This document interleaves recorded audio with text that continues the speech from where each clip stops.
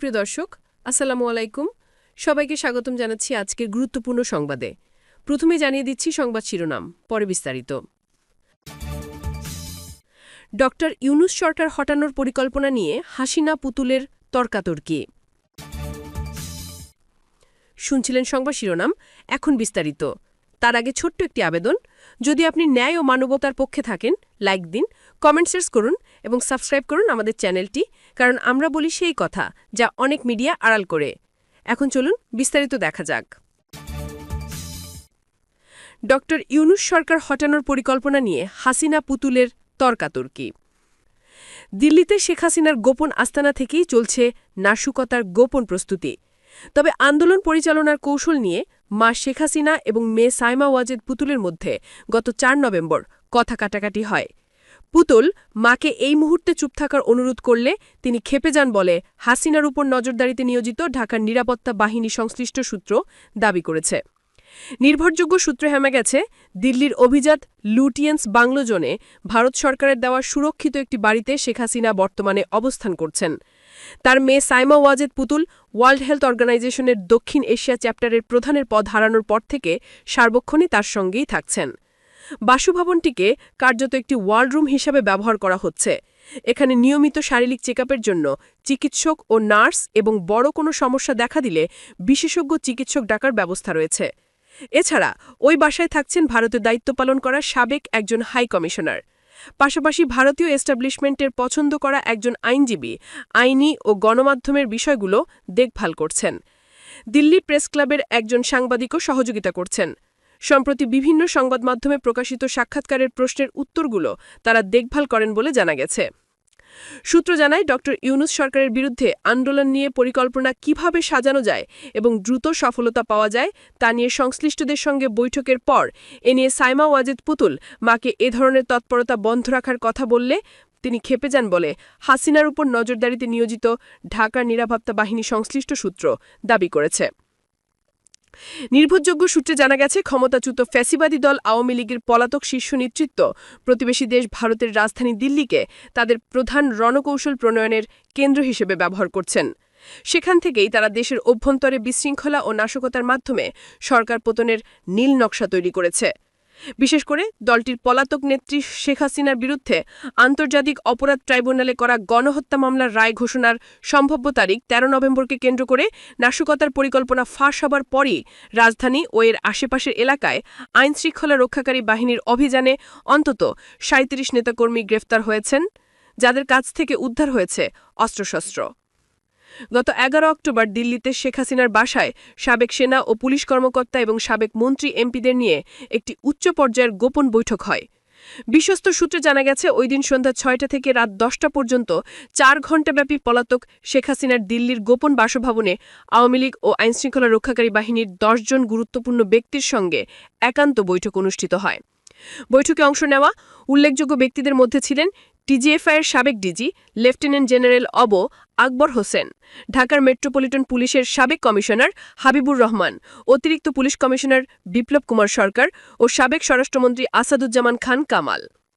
এছাড়াও সাভার এলাকার সাবেক এমপি সাইফুল ইসলাম, চট্টগ্রাম মহানগর যুবলীগের সাবেক আহ্বায়ক ও এমপি মহিউদ্দিন বাচ্চু, কক্সবাজারের সাবেক এমপি ও হুইপ সাইমুম সরোয়ার কোমল, ফরিদপুরের সাজেদা চৌধুরীর ছেলে আইমন আকবর চৌধুরী বাবলু ও টাঙ্গাইলের সাবেক এমপি ছোট মনির বৈঠকে অংশ নেন। বৈঠকে প্রধানত ৩টি বিষয়ে আলোচনা করা হয়। প্রথমত, সম্প্রতি গুম প্রসিকিউশন চার্জে আওয়ামী লীগের শীর্ষ নেতৃত্ব সহ উচ্চপদস্থ কর্মকর্তাদের অন্তর্ভুক্তি প্রসঙ্গে পরবর্তী করণীয় নির্ধারণ। দ্বিতীয়ত, আগামী বছরের ফেব্রুয়ারি মাসে ত্রয়োদশ জাতীয় সংসদ নির্বাচনের আগে আইনশৃঙ্খলা পরিস্থিতির অবনতি করার লক্ষ্যে সুনির্দিষ্ট পরিকল্পনা গ্রহণ এবং বিভিন্ন ইস্যুভিত্তিক আন্দোলন জোরদার করা। তৃতীয়ত, দলকে সংগঠিত করা এবং তৃণমূল পর্যায়ের নেতাকর্মীদের সঙ্গে যোগাযোগ বৃদ্ধি করা সহ ঢাকা এবং এর পার্শ্ববর্তী এলাকা ও চট্টগ্রাম, কক্সবাজার সহ বিভাগীয় শহর এলাকায় সাংগঠনিক তৎপরতা বৃদ্ধির সিদ্ধান্ত গ্রহণ করা হয়। বৈঠকে যারা ছিলেন তাদের নিয়ে পুতুল মায়ের কাছে প্রশ্ন তোলেন। পুতুলের বিশ্লেষণ হচ্ছে, ওই লোকগুলোর কারণেই হাসিনার এই পরিণতি হয়েছে, আর হাসিনার বক্তব্য হচ্ছে এদের দিয়েই পরিস্থিতি পাল্টাতে হবে। অন্য একটি সূত্র আরও নিশ্চিত করেছে, আন্তর্জাতিক অপরাধ ট্রাইব্যুনালের মামলায় হাসিনার সাবেক সেনা সচিব মেজর জেনারেল কাবির আহমেদের নাম সংবাদ মাধ্যমে প্রকাশ হওয়ায় তিনি শেখ হাসিনার নির্দেশে গত 9 অক্টোবর শেষ রাতে শেরপুর জেলার নালিতাবাড়ি সীমান্ত দিয়ে ভারতে পালিয়ে যান। অর্থ যোগান ও নেতাকর্মীদের অসন্তোষ। নাশকতার পরিকল্পনা বাস্তবায়নের জন্য অর্থ যোগান দেওয়া নিয়েও পলাতক নেতাদের মধ্যে তীব্র অসন্তোষ দেখা গেছে। সূত্র জানায়, 13 নভেম্বরকে কেন্দ্র করে দেশের সব জেলা কমিটির বাছাইকৃত নেতাদের সঙ্গে গত শুক্রবার রাতে অনলাইনে বৈঠক করেন ভারতে পলাতক আওয়ামী লীগ নেতারা। এদের মধ্যে উল্লেখযোগ্য হলেন কার্যক্রম নিষিদ্ধ আওয়ামী লীগের যুগ্ম সাধারণ সম্পাদক মাহবুবুল আলম হানিফ, প্রেসিডিয়াম সদস্য জাহাঙ্গীর কবির নানক, যুবলীগের সাবেক সাধারণ সম্পাদক মির্জা আজম, গাজীপুরের সাবেক মেয়র জাহাঙ্গীর আলম ও যুবলীগ নেতা ইসমাইল চৌধুরী সম্রাট ওরফে ক্যাসিনো সম্রাট ইসমাইল চৌধুরী। বৈঠকে প্রতিটি উপজেলা থেকে অন্তত 200 জন করে নেতাকর্মীকে ঢাকায় জড়ো করার উপর জোর দেওয়া হয়েছে। নেতাকর্মীদের ইতিমধ্যে ঢাকা এবং আশেপাশের থানায় জড়ো করতে নির্দেশনা দেওয়া হয়েছে। তবে অর্থ যোগান দেওয়ার বিষয়ে পলাতক নেতাদের মধ্যে অসন্তোষ আছে বলে জানা গেছে। নিজ থেকে আগ্রহী হয়ে টাকা খরচের ক্ষেত্রে অনীহা দেখাচ্ছেন নেতাদের কেউ কেউ। তাদের বক্তব্য ছিল, অনেক অরাজনৈতিক ব্যক্তি হাজার হাজার কোটি টাকা বিদেশে পাচার করেছেন এবং অনেক ব্যবসায়ী সেজে হাজার হাজার কোটি টাকা কামিয়েছেন। তাই বড় বড় ব্যবসায়ী গ্রুপের মধ্যে যারা সবচেয়ে বেশি সুবিধা নিচ্ছে তাদের কাছ থেকে ফান্ড নেওয়া দরকার। এর মধ্যে আলোচনায় উঠে আসে, শেখ পরিবারের ঘনিষ্ঠ সিকদার গ্রুপ ইতিমধ্যে সরকার ফেলে দিতে 6 কোটি টাকা বিনিয়োগ করেছে। এর পাশাপাশি নেতাদের মধ্যে অসন্তোষ আরও বাড়ে যখন জানা যায় দেশের প্রত্যন্ত অঞ্চল থেকে আসা আবেগী নেতাকর্মীরা জীবনের ঝুঁকি নিয়ে ঢাকা শহরে গুলির মুখে মিছিল করছেন, কিন্তু তাদের মাত্র 2000 কিংবা 5000 টাকা দেওয়া হচ্ছে, যা কোনোভাবে গ্রহণযোগ্য নয়। এই টাকার পরিমাণ বাড়ানোর কথা নেতাদের আলোচনায় উঠে আসে। নাশকতার ব্লুপ্রিন্ট ও ককটেল হামলা। সূত্র জানায়, সরকারকে পতন ঘটাতে নাশকতার পরিকল্পনা বাস্তবায়নের লক্ষ্যে নেতাকর্মীদের গ্রেফতার এড়িয়ে বোমা ও ককটেলবাজি করার নির্দেশনা দেওয়া হয়েছে। এর মধ্যে কিছু লক্ষণও দেখা গেছে। গত শুক্রবার রাতে রাজধানীর কাকরাইলের খ্রিস্টান সম্প্রদায়ের চার্চের গেটে ককটেল নিক্ষেপ করা হয়।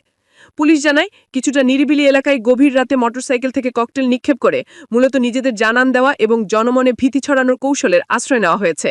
এখন থেকে 13 নভেম্বর পর্যন্ত নিয়মিত এভাবে বোমাবাজি ও ককটেল নিক্ষেপ করা হবে বলে পরিকল্পনা নিয়েছে পলাতক ফ্যাসিবাদী দল। এর আগে আমার দেশে প্রকাশিত সংবাদ অনুযায়ী ঢাকায় নাশকতার পরিকল্পনার মূল সমন্বয়ক হিসেবে দায়িত্ব দেওয়া হয়েছে ভারতে পলাতক সাবেক স্বরাষ্ট্রমন্ত্রী আসাদুজ্জামান খান কামালকে। তাকে সামরিক সকল সহযোগিতা দেওয়ার জন্য দায়িত্ব দেওয়া হয়েছে এসবির সাবেক প্রধান, ভারতে পলাতক পুলিশের অতিরিক্ত আইজি মনিরুল ইসলাম এবং ডিএমপির পলাতক কমিশনার হাবিবুর রহমানকে।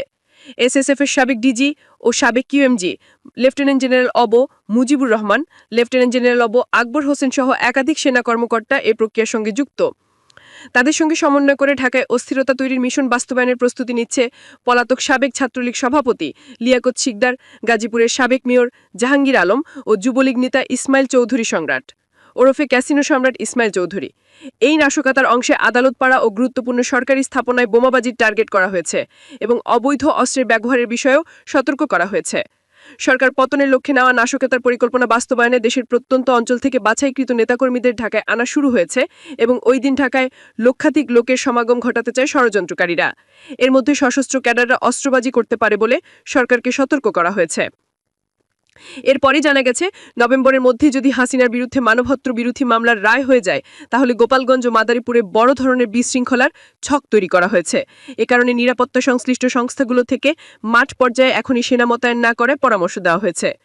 নাম সর্বস্ব সংগঠনের ব্যানারে ফের সক্রিয় ইসকন। আইনশৃঙ্খলা রক্ষাকারী বাহিনী সরাসরি অভিযান।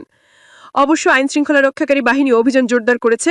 গণমাধ্যমের খবর অনুযায়ী গত বৃহস্পতিবার রাতে রাজধানী ও এর আশেপাশের থানাগুলোতে অভিযান চালিয়ে অন্তত 37 জন কার্যক্রম নিষিদ্ধ আওয়ামী লীগ এবং এর অঙ্গ সংগঠনের নেতাকর্মীকে অস্ত্রসহ গ্রেফতার করেছে পুলিশ।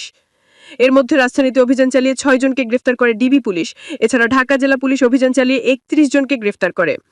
গ্রেফতারকৃতদের কাছ থেকে অস্ত্রশস্ত্র উদ্ধার হয়েছে। আইনশৃঙ্খলা রক্ষাকারী বাহিনীর এ সরাসরি অভিযান পলাতক নেতৃত্বের নাশকতার পরিকল্পনাকে মারাত্মকভাবে ব্যাহত করেছে। নিয়মিত অভিযানে বিভিন্ন পর্যায়ে নেতাকর্মী গ্রেফতার হচ্ছেন। পুলিশের মহাপরিদর্শক বাহারুল আলম বলেছেন, পরাজিত ফ্যাসিবাদী গোষ্ঠী যদি দেশে আবার বিশৃঙ্খলা বা অপরাধ সংগঠনের চেষ্টা করে তাহলে জনগণই তাদের প্রতিরোধ করবে। গণ অভ্যুত্থানের মুখে ফ্যাসিবাদী সরকার পালিয়ে গেছে। দেশ ও জনগণের নিরাপত্তার জন্য আইনশৃঙ্খলা রক্ষাকারী বাহিনী কাজ করে এবং করে চলেছে।